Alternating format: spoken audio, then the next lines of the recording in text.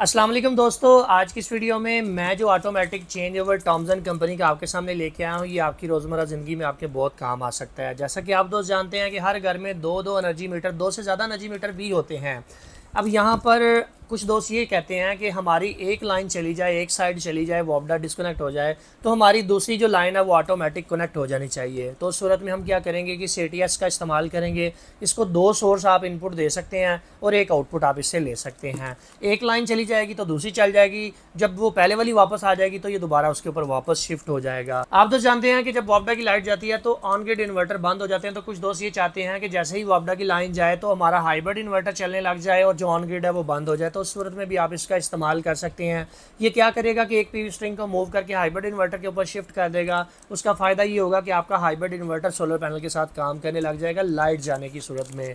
आप अगर इसे परचेज़ करने में इंटरेस्टेड हैं तो smarteshop.pk विजिट करें। टॉमसन का ये काफ़ी अच्छा प्रोटेक्टर है। इसकी डिटेल वीडियो देखना चाहते हैं तो हमारे official YouTube channel mister engineer को सब्सक्राइब कर लें।